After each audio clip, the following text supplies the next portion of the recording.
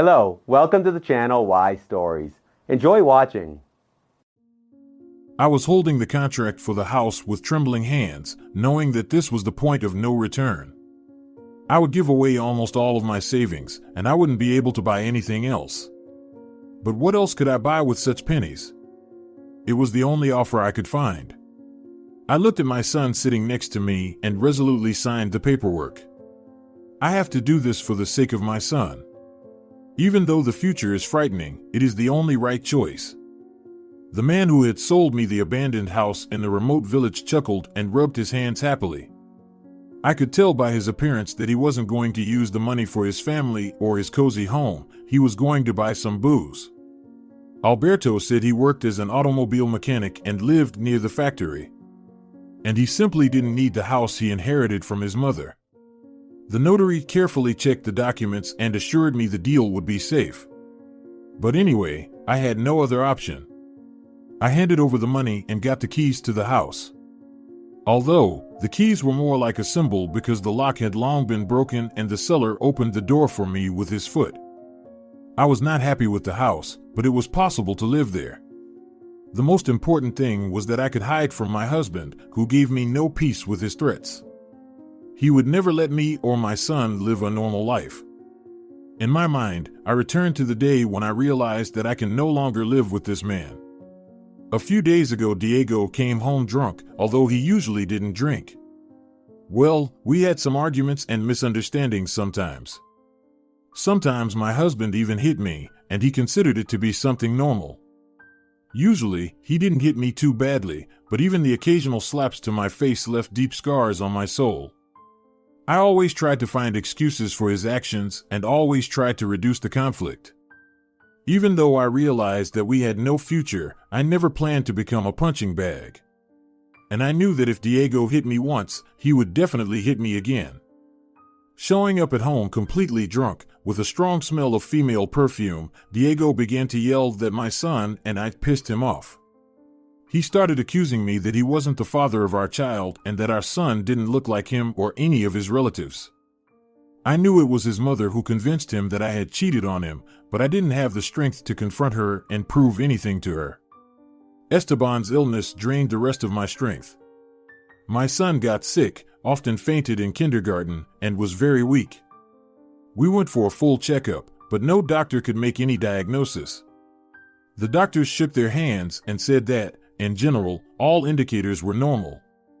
During the fight, Diego said that Esteban got sick because I got pregnant by some drug-addicted lover and the boy was bound to die soon. This was the last straw because my son could hear everything, and at the age of 4, he understood everything perfectly well. After packing, I ran away while my husband was in the bathroom. My friend sheltered us for a few days, but we had to move on. I explained the situation to my boss and he let me work remotely for the next 6 months. And God only knows what would happen next. Esteban and I walked outside. The wind was fluttering the strands of my red hair and blowing it in my face. I knew I didn't look good right now, but I didn't have time to work on myself. The main thing was that my son would be okay, and I'll take care of everything else later. But even such difficulties didn't take away my positive attitude toward life. While I lived with my husband, I learned to see something good even in situations where nothing good could happen. But if you don't have a positive attitude toward life, you can quickly fade away. There are too many problems in life, and we should not make it worse with pessimism. Esteban, dear, how are you feeling? Are you all right? I decided to ask because I plan to go to the store and buy detergent and rat repellent. There are probably rats in that house. And it would be good to buy some groceries because I didn't even know if there was a store in that village. Most of the houses were uninhabited, and almost all the neighbors were elderly. I needed to talk to them and find out how they live and where they buy food because we could not afford to take a cab every week. And we also needed to buy a new lock. Even though the village is small and seems safe, it's better to lock up the house.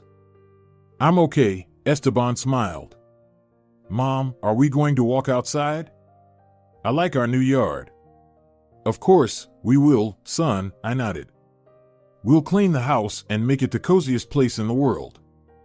When we came to see the house, Esteban got scared and whispered that we got into El Chuchui's lair. And he was right, the devastation outside was no better than everything that was going on inside.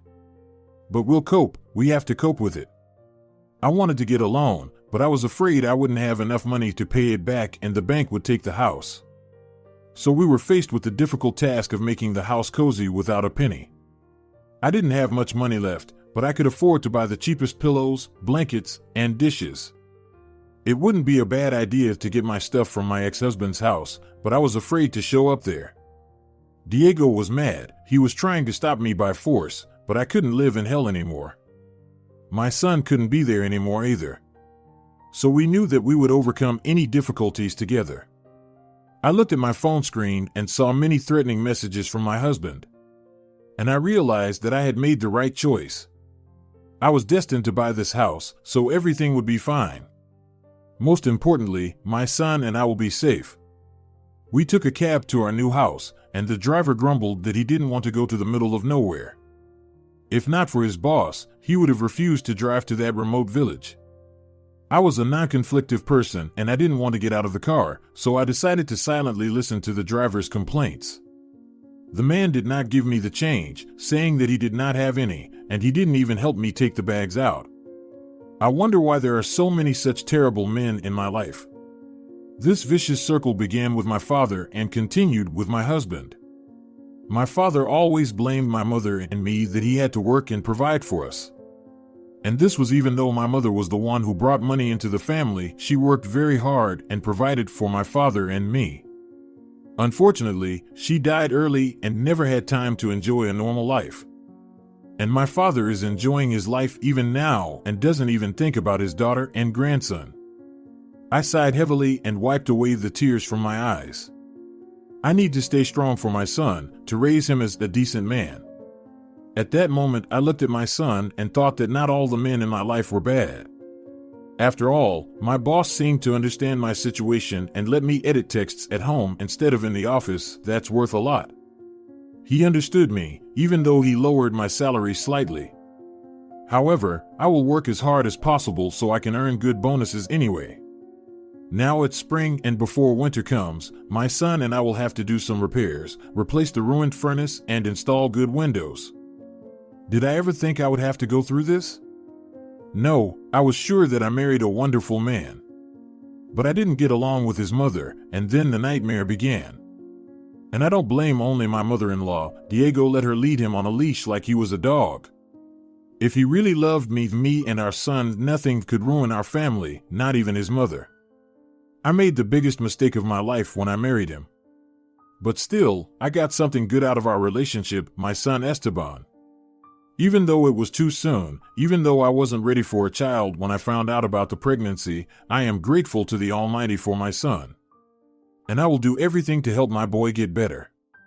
I don't know what this disease is that no one can identify, but we'll handle it, too. The fresh air is the only advantage of our humble home, and it will be good for my boy. I'm sure everything will be fine. Mom, are you sure El Chuchui is fiction? What if he shows up at night? My son asked as we entered the house with the heavy bags. I smiled. He was so sincere and so trusting that he even believed in the existence of El Chuchui. I was the same when I was a kid. When I went to bed, I always buried myself in my blanket so El Chuchui wouldn't see me. No, darling, El Chuchui only exists in legends. You don't have to be afraid. He won't come to us, I said seriously, knowing that I shouldn't make fun of children's fears. And if he comes, I will defend myself. And I'll save you too. Tears came to my eyes from tenderness. I have a little defender and I am sure that I am on the right track, protecting my son from the influence of such a cruel father. I cleaned the house until late at night, while my son played with the stuffed bunny in the car, the only things we quickly put in the suitcase before we left. It was cold in the house, and I was glad I had time to pack some warm clothes. My son was sitting in a warm sweater and pants, while I was getting a little warmer while cleaning the house, so I was wearing a robe. However, I knew I'd have to wear warm pajamas at night because the blanket wasn't as good as I wanted it to be. But it was the cheapest blanket, so I didn't complain. The light bulb was dim and flickering. but at least the house had electricity, and that was good. The refrigerator was outdated, but it worked. There was even some old furniture left in the house. It looked terrible. This furniture should have been taken to the dump a long time ago, but in this situation, I was grateful for this furniture. I put mousetraps in the corners to see if mice and rats come to visit this house. We should probably get a cat, but I'll think about that later. My son and I had a simple dinner, a couple of sandwiches. He drank hot milk and I had coffee to warm up a bit, and then we got under the blanket and relaxed. I've only cleaned one couch so far, so we had to sleep together on this couch. Esteban fell asleep quickly, and I looked at him and let myself be a little fragile. I cried silently because of the hopelessness I felt.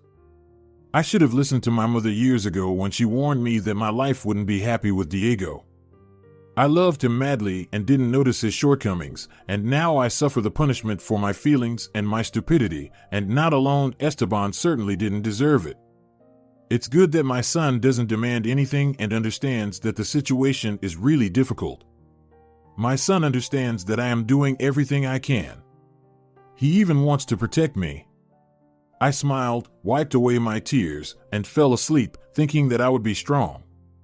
I have to be strong. In the morning, my friend, Silvana, arrived.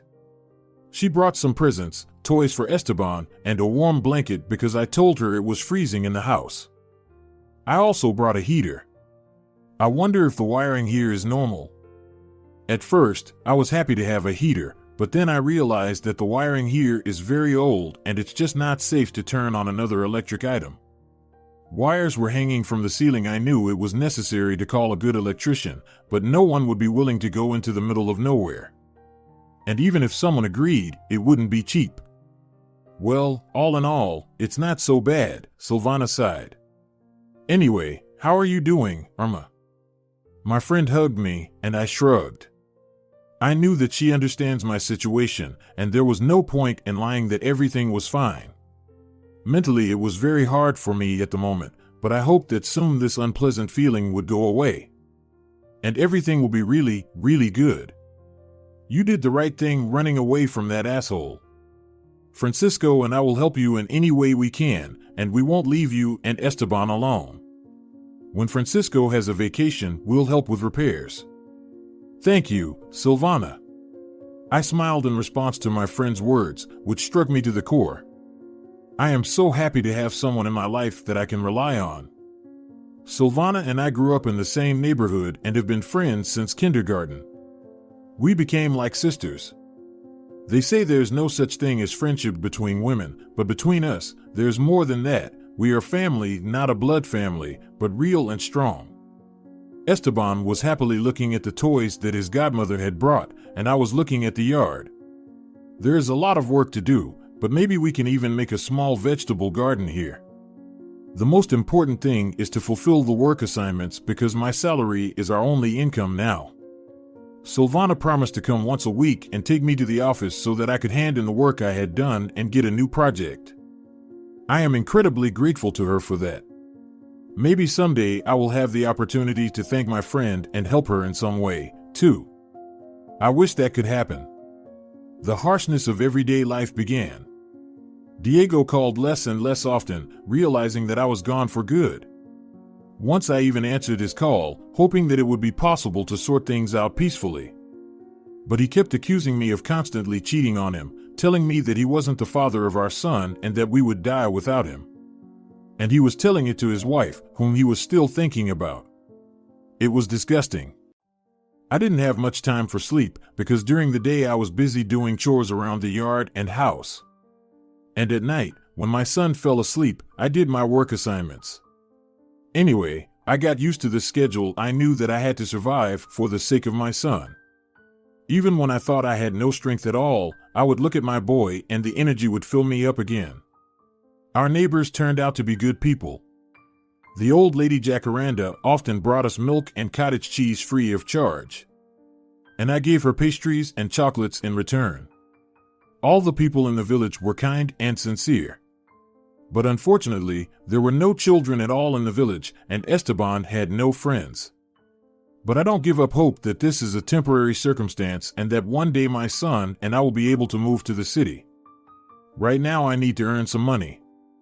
I had some savings and I could rent a small apartment or a room in the city, but I was afraid that the savings would run out quickly and we would have to starve.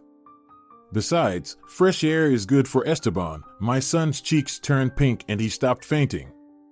Perhaps the endless stress worsened Esteban's health. After all, his father was constantly yelling and hitting me, and our son witnessed it all. Now we are free, and even though the living conditions became worse, there was a feeling of security and confidence in the future. Summer came quickly. I was tidying up the yard, and some flowers were already blooming along the crooked fence. My son and I planted a small vegetable garden, and Esteban helped me take care of it.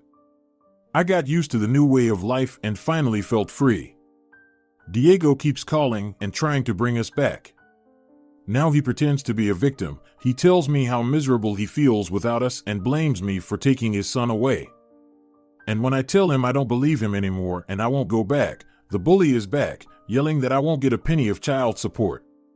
It seems to me that Diego is just afraid that I will file for divorce and try to get child support and half of the apartment. But I don't want anything from him, and I told him about it, but he doesn't believe me. It's all because of his mother. She always thought I was a greedy liar. But I don't understand why she treats me this way. I never hurt her. In fact, I tried to be friends with her and treated her like my mom. But it didn't work out. For some reason, my mother-in-law considered me the number one enemy and hated everything about me. Before I got married, I didn't believe that was possible. I naively believed that if I tried to be friends with her and treat her well, she would consider me part of the family. Apparently, I was wrong. I did something wrong. Or maybe I was just too young and tried to see only good in people, not understanding who they really are. I brought you so much stuff, Silvana said, gasping for air. She and her husband brought us a few boxes and a lot of bags, and I was ready to burst into tears, even though I didn't know what was in the boxes. Silvana, you didn't have to. You must have spent a lot of money. Stop saying no. You haven't seen the most important thing. We recently finished repairs at Francisco's parents' summer house, and there's so much left over, paint, and even wallpaper. So, we'll turn this chuchuis den into a beautiful and comfortable dream house, Silvana said, looking at Esteban and winking at him. It's not much free time, but we'll help you, so don't worry. By the way, Francisco made a deal with a man at work, with a stove maker. So they will make you a new stove for a modest price. My friend and I hugged each other, and I whispered that I wouldn't survive without her support. Silvana and Francisco were in a hurry, so they didn't even stay for coffee and snacks, even though they brought a cake and something else. Esteban asked us to go outside. We sat down in the gazebo, opened the paints, and I smiled, remembering how much I loved to paint as a child. I dreamed of becoming a designer, but I couldn't go to college because there were no scholarships and tuition was too expensive. I drew a lot at home in my spare time and even decorated the nursery myself. The walls there were so bright and beautiful.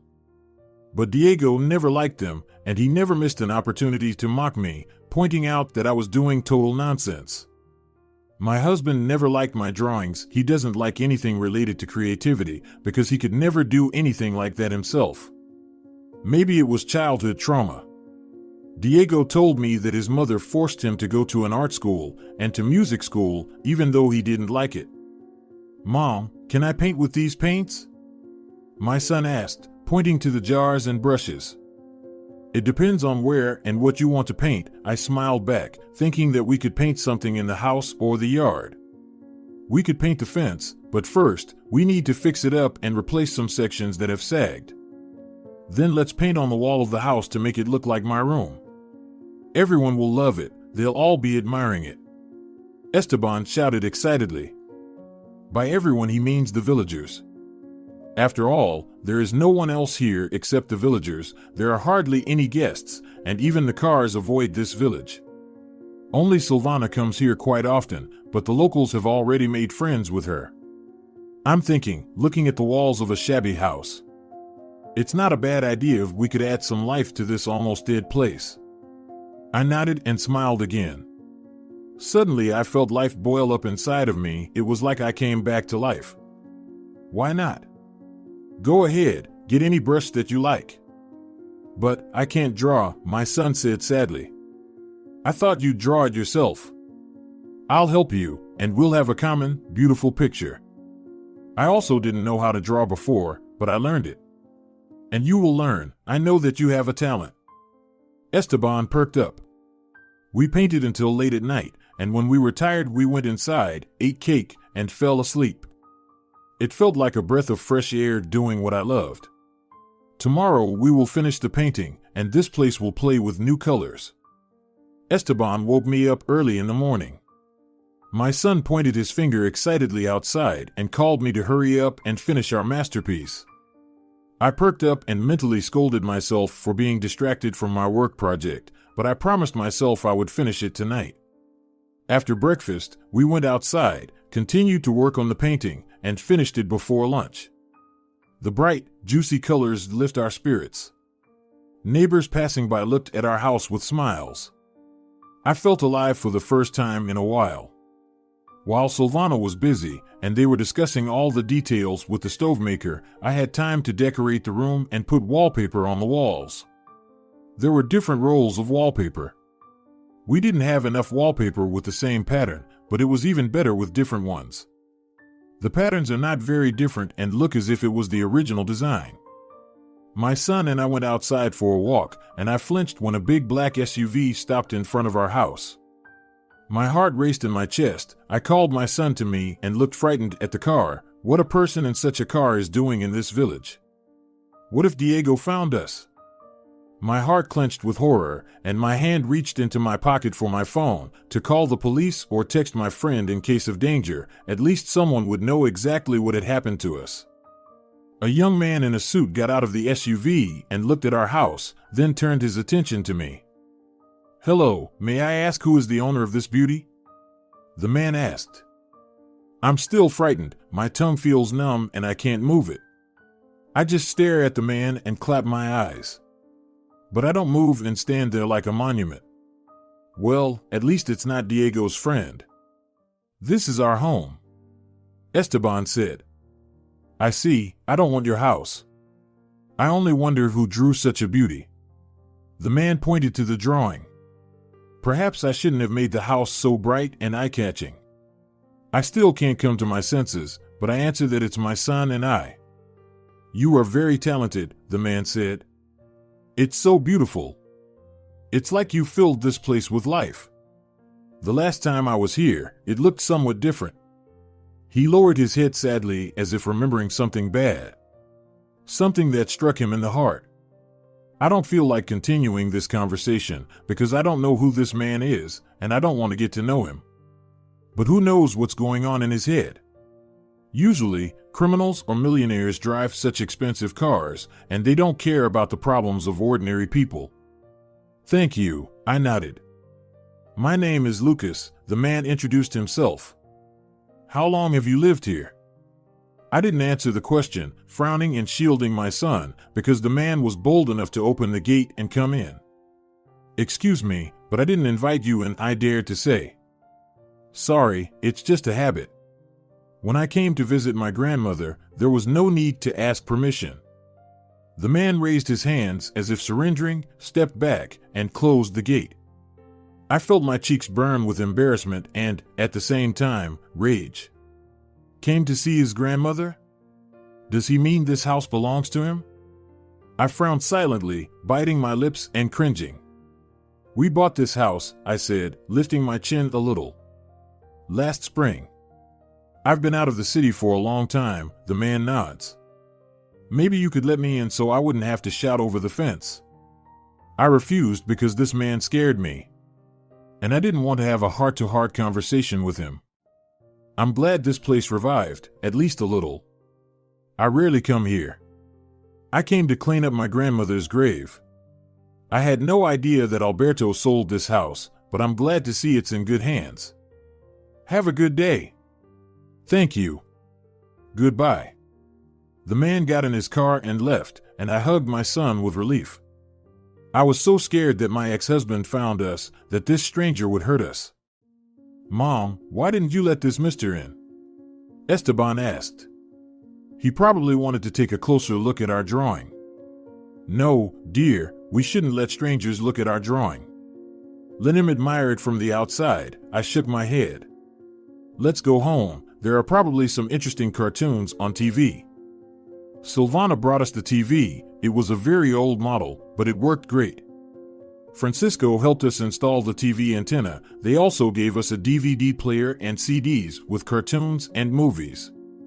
But Esteban had already watched all of them, so there was no way to lure him home. "Mom, can I walk around some more?" my son asked. I nodded. My hands were still trembling, but I calmed down a little bit. I let my son play in the yard because the stranger who introduced himself as Lucas has already left. I went to work in the vegetable garden and Esteban played on the porch. I didn't ask him to help today because he's already done too much. At the age of 4, he's acting like a real man.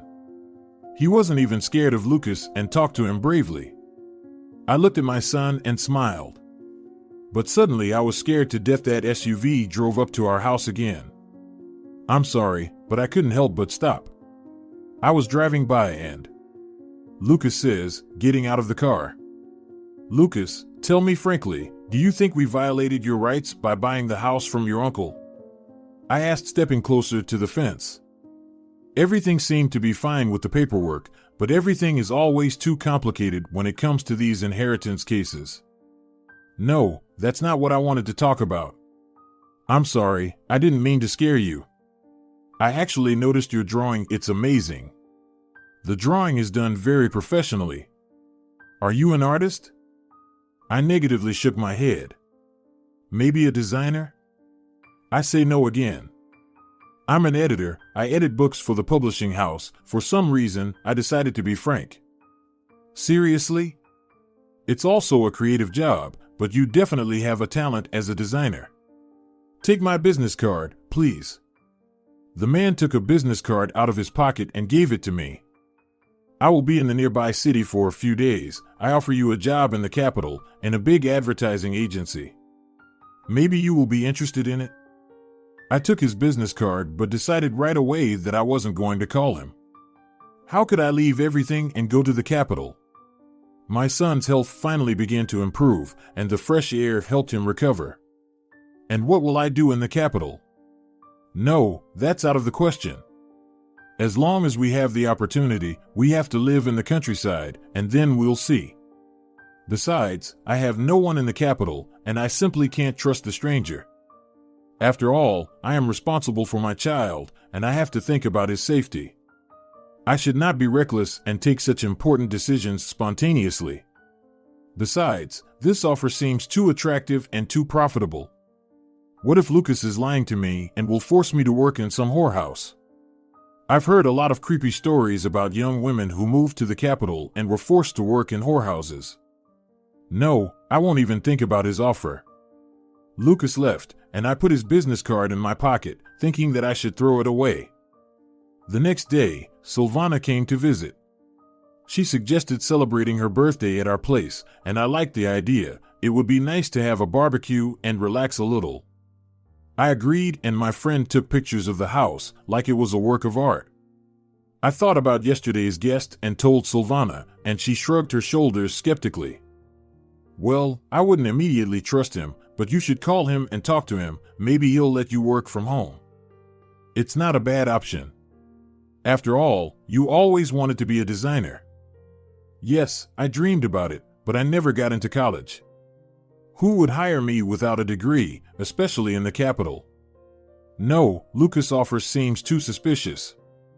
I can't trust someone I don't know. I have no idea what he's got in mind. What if he is a maniac?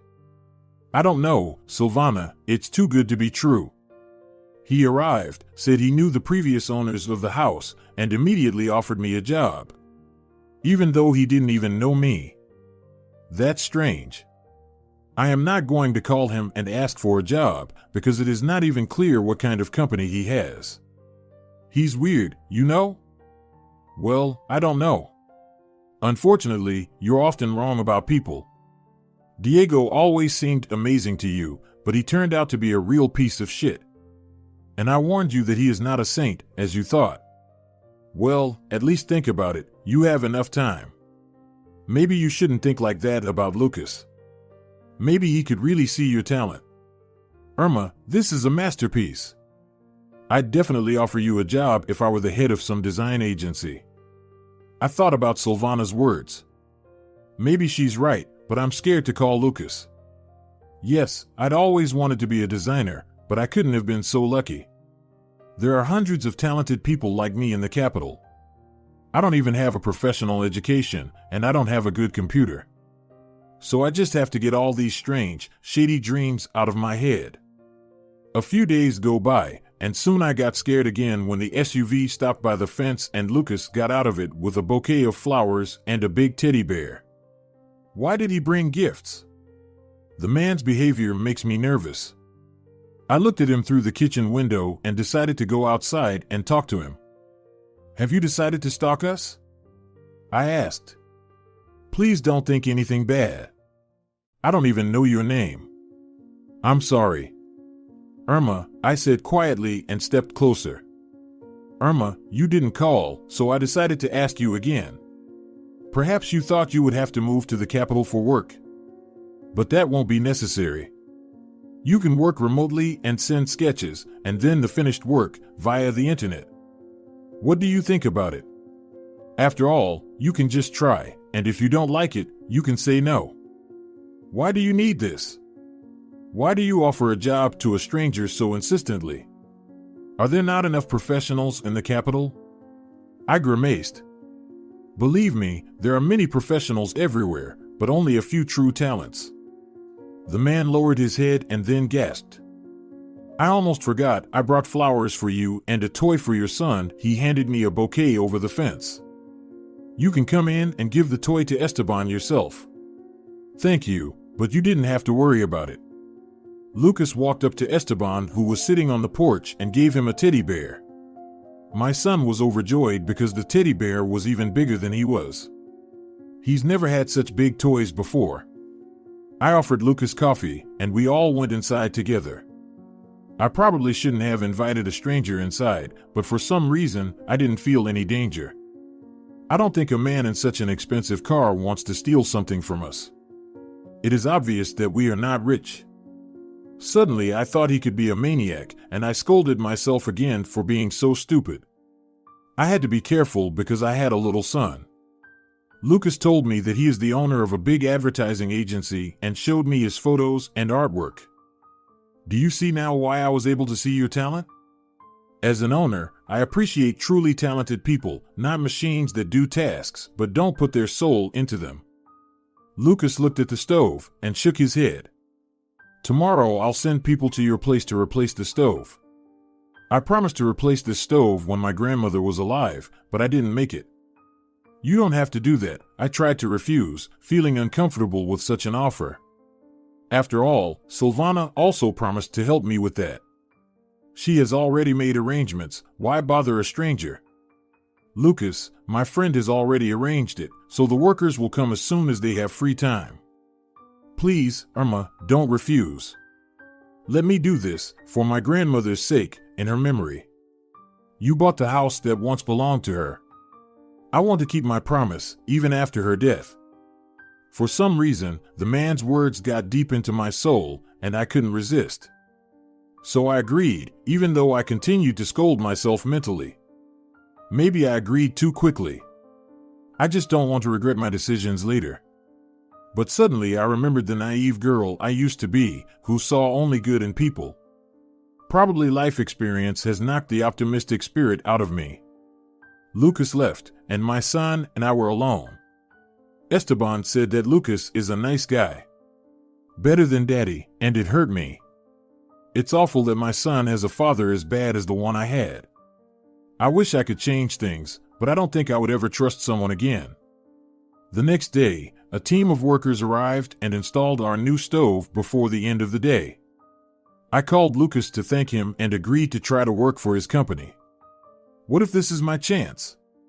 A few days later, the man brought us a computer desk and a powerful computer with a big monitor. I didn't know what to say. The words seemed to dissolve on the tip of my tongue.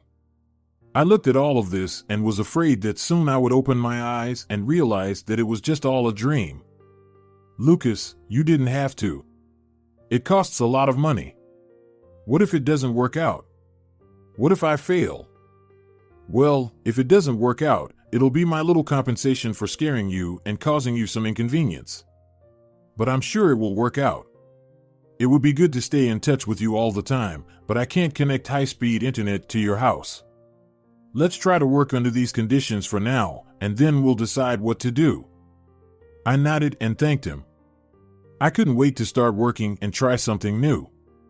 I had never drawn on a computer before and was not familiar with graphic software, but as soon as I took a graphics tablet, I immediately understood how it worked, quickly learned the essentials, and started working.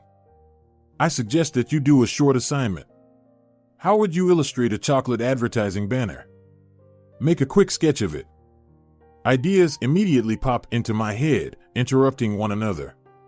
And I draw a happy girl with chocolate in her hands, dreamy ginger sunshine. At this point, I realized that years ago I was just like her, and now I've even stopped taking care of myself.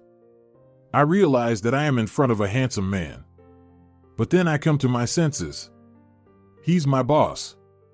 He's not interested in me as a woman. All he wants is good work results. That's wonderful. Put your shyness aside. It's stopping you from developing your talent. Lucas said with a smile. Everything will be all right. I'm leaving for the capital tonight. We'll be in touch, Irma. I'm sure that we will have a long-term and productive collaboration. I wanted to jump with joy, but I tried to control myself. It's too early to be happy. What if it doesn't work out? But I was jumping with joy 2 weeks later when I got the first paycheck for the work I had done. By doing something I loved and enjoyed, I managed to earn a 2-month editor's salary in only 2 weeks. I really wanted to celebrate, but I didn't have time. I had to work. I hadn't quit my job as an editor yet because I didn't know if I would be lucky enough to get the new job. I didn't believe my luck, and I felt like Lucas was about to fire me. I just never had any luck. I didn't know what real luck was. But the time is running quickly, and I realized that I wasn't spending enough time with my son. Next fall, I had to give up my job at the publishing house. There were more and more projects at the advertising agency, and I simply did not have time to do all the work, and I also needed to spend time with my son. I started getting him ready for school, teaching him to read, draw, and trying to discover his talents. Diego did not call, as if he just disappeared from our lives. He did not demand that I come back to him or that I show up in court to get a divorce. I didn't know whether I should be happy or afraid of Diego's next move. But now I just decided not to think about him for a while and to get on with my life without Diego. So far, everything is working out just the way it should.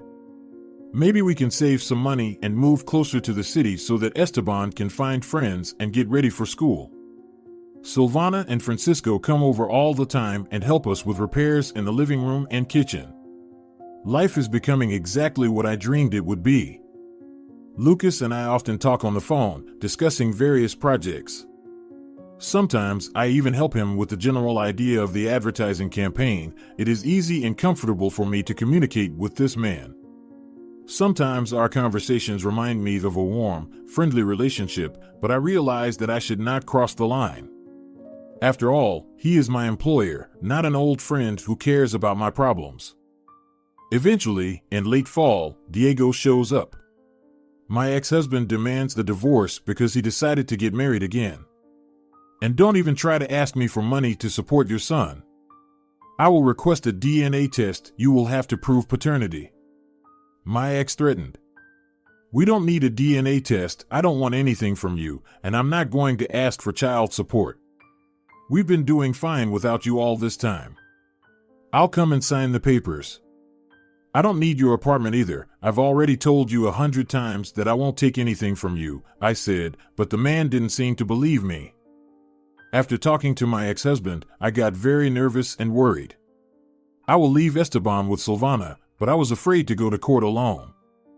I couldn't even work because I could only think about the meeting with my ex-husband. How will it go? Won't he hurt me? Does Diego really want a divorce? Or is he just trying to get to me this way? When a car pulled up in front of the house, I glanced there. Probably it's Silvana. But I was greatly surprised to see Lucas's SUV. Lucas? Hello, I rushed outside. I looked terrible again. I probably should have at least looked in the mirror. A man took out of the car flowers and bags full of something. Hello, Irma. I brought you some presents. I had some free time, so I thought I'd come over. I will visit Grandma's grave and then come back to you. In the meantime, you and Esteban can open your presents. I thanked him and took the bags and flowers from his hands. But I couldn't understand why fate was so kind to me. Lucas is a wonderful man and his future wife will be lucky. I'm glad I met him and he gave me a chance to prove myself. He gave me a chance to do what I love and earn a decent salary. And, to be honest, I like him as a man, but I don't think he would look at me as a woman. My son was happy when he pulled a robot transformer out of a bag. It definitely costs a lot of money, and I don't understand why Lucas bought us such expensive gifts. When the man came back from the cemetery, I asked him and he just chuckled. I always reward my best employees. And you are the best, Irma. I made coffee and offered him homemade pastries, and then I showed him the sketch for the new ad campaign. I'm sorry, I thought I would finish it today, but something unpleasant happened, and I couldn't work properly. I will definitely get over my anxiety and finish the work. Irma, don't worry, you work pretty fast, and the results of your work are impressive. No one else can do the same. Lucas hastened to comfort me. Will you play with me? Esteban suddenly asked the man, and I felt embarrassed. I was about to scold my son and ask him not to interfere, but Lucas smiled and nodded back at him. Sure. Why not? Do you mind, Irma? I was okay with that and nodded approvingly, but I no longer understood what was going on. There was a strange throbbing in my temples, and I tried to ignore that sticky feeling of suspicion crawling under my skin. Lately, I was thinking about something bad too often. I guess nothing horrible would happen if my boss played with my son. I felt awkward, but Lucas could have said no if he didn't want to. But after all, it was his idea because he had brought Esteban some new toys, and he agreed to play with him. While Esteban played with Lucas, I cleaned the table and then sat by the window, admiring the flowers and thinking about the divorce. Diego would definitely mock me. I didn't want to see him. If only it were possible to solve everything without having to meet him. What if it's possible? After all, I don't want anything from my ex-husband, and he doesn't want to see his child. Any judge would understand the situation immediately. I was immersed in my thoughts and didn't notice Lucas approaching me. Is everything all right? He asked me. I flinched and looked up at him sadly. Yes, everything is fine. Will you tell me what's bothering you? If you want, you can take the day off. I don't know what made me do it, but I trusted Lucas and told him about my upcoming divorce. I will go with you and protect you from your ex-husband. And don't even try to refuse, Irma. Our advertising agency has reached a new level thanks to you. Don't say no. You helped me, and I'll help you. I wanted to say no, but I couldn't. After all, Silvana doesn't ask for anything in return for her help. Perhaps Lucas is helping us without expecting anything in return, too. Thank you, I'll be very grateful, I nodded. Good. You can take a couple of days off and get ready mentally. This project is not urgent, you don't have to work on it right now. You should spend some time with your son. I looked at Lucas gratefully and smiled at him. Maybe God rewarded me for not giving up after leaving my ex-husband. The day X came. Silvana came to pick up Esteban and demanded all the details from me. She wondered why Lucas didn't leave, but decided to stay and support me. But I had no answer. Silvana, there's nothing between us, he's my boss. I answered, finishing my makeup. Oh, really? Then why do you look like candy? Why are you wearing your best dress and such attractive makeup? Don't tell me you just want your ex to regret losing you. I know that you don't care about him. My mom always looks like candy. Esteban said seriously, and Silvana blushed, realizing that my son is not stupid and understood everything. Yes, you're right, kiddo. Silvana tried to move the topic.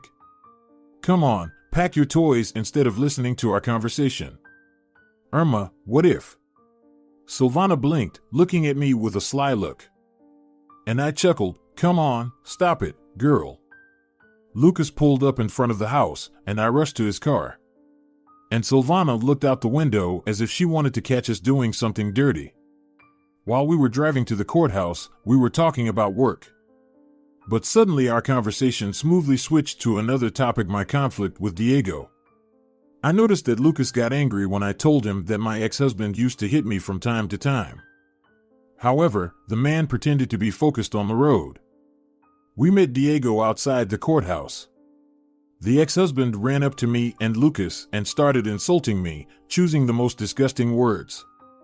Lucas grabbed him by the arm and pulled him aside to talk, and I was afraid that there would be a fight. It would be embarrassing if my boss and my ex-husband would fight because of me. When they returned, Diego was silent, only glancing angrily at us. We signed all the necessary papers, and I walked out of the courthouse with the divorce certificate. It was just a formality, but it made me feel so good and happy. What did you and Diego talk about? I asked Lucas on the way to the car. I just explained what I could do to a man who was abusing a woman and a child. Nothing special. I'm sure he won't bother you again. Thank you, Lucas. You've done so much for me that I don't know how to thank you. I screamed before I finished because my foot got caught in a hole. I twisted my leg. Lucas deftly caught me so I wouldn't fall, and our eyes met. My heart raced, and I reached for the man's lips. I don't know how it happened, but we kissed. And there was so much tenderness and care in that kiss. I've never felt anything like this before. Irma, move to the capital. I'm not pushing you. I'm not asking you to move in with me right away. I'll rent a house for you and Esteban. Everything will be almost the same, but you'll be closer to me. To be honest, the day I pulled up outside your house, it happened because of you. Then it seemed to me that your house was surrounded by light, as if the Almighty had shown me the way to you. And then, after I got to know you better, I couldn't sleep and eat. I couldn't stop thinking about you. Will you think about my offer? I'm not sure it would work, because I have a son, I whispered, running my hand down his shirt. I love children, and Esteban seems to like me. We have a warm relationship, and I'm sure I could replace the boy's father if you'd let me. It feels like this kiss broke down all the barriers I've been trying to build between us. Because if you have the same feelings, we can try. After all, if it doesn't work out, I can come back home. I have a good portfolio so I can work as a designer, I chuckled. Lucas got serious. He looked me in the eye and frowned. I guess my joke was inappropriate in this situation. But I wasn't sure it was going to work out between us. Who knows what future is ahead of us, and how our relationship might turn out if we give it a chance. When my son and I were packing, Silvana cried. It's hard for me to change something so drastically, too, but my friend and I will always be in touch. I do not doubt that, so my soul was serene. We didn't say goodbye forever, we just parted for a while to meet again. A year later, Lucas and I decided to get married. It wasn't easy to take this step, but I felt my soul had chosen this man. Esteban also bonded with Lucas and began to call him Dad from time to time. Also, I got a chance to thank Silvana. I found a good job for her and Francisco in the capital and helped them to move. A new level of life, a different income. They always dreamed of a better life. A year and a half after the wedding, we came to visit Lucas' grandmother as usual. He came every year to clean up the grave and plant new flowers. He loved his grandmother very much, for she was like a mother to him. He said that even after she died, his grandmother helped him in some way. She was the reason we met. Maybe that was true because I had long doubted if I should buy the house. But despite the overall devastation, I felt calm and comfortable. We brought the villagers some presents, treated them with goodies, cleaned the grave, and checked on the house. I wish someone would live there permanently, but we always stay in this house when we come to this village, so we're in no hurry to sell it. When we drove to the city to go to a cafe, we met Diego. Esteban and Lucas went into the store to get some vintage toy cars, and I decided to stay outside because I needed some fresh air. But I have regretted it right after I saw my ex-husband. What a meeting! Look at you, what a bimbo you've become. I was right when I said Esteban wasn't my son. You cheated on me with that bastard, right? The drunken ex yelled, and I stared at him in confusion. I understand that life has worn Diego. His belly was fat, there were dark circles under his eyes, and he was more like a drunken bum, as they show them in the movies. Perhaps his family life has not worked out. Maybe his new wife took everything out of him to the last penny and left him. But that's none of my business. Don't touch me. I removed the hand of the ex, who grabbed my elbow. Is it painful to hear the truth? You cheated on me, got pregnant by another man, and now you pretend to be innocent? The man growled, but in the next second, he moved away from me because Lucas and Esteban came out from behind me. If you touch my mother again, Lucas will knock your teeth out. I warned you. My son said. Diego didn't argue. He thought I was alone, but when he saw Lucas, he got scared and ran away. Are you okay? Did he hurt you? Lucas asked. No, I'm fine. It was bad luck that we met him. I lowered my eyes in frustration. The day was ruined. I got nervous, and I realized that I didn't have the energy or the desire to go to the cafe. It would be better if we ordered food and ate in the room. I had a headache and my legs felt heavy, so I asked my husband to go to the hotel. Irma, you wanted to tell us something important at the cafe, didn't you? The man frowned. I mean, that's why we came here. Yes, I got the results of the test, Lucas. I was silent for a moment, catching my breath. We're having another baby. Yay! Esteban jumped up and down. I will always protect my little brother or sister. Lucas took me in his arms and spun me around, forgetting about the unpleasant meeting with my ex-husband. After all, the most important thing is that once I made the right choice and stopped waiting for good fortune and enduring the humiliation and insults of my ex. It is important to always listen to your heart because it will never lie. If you're enjoying it as well, leave a like and subscribe.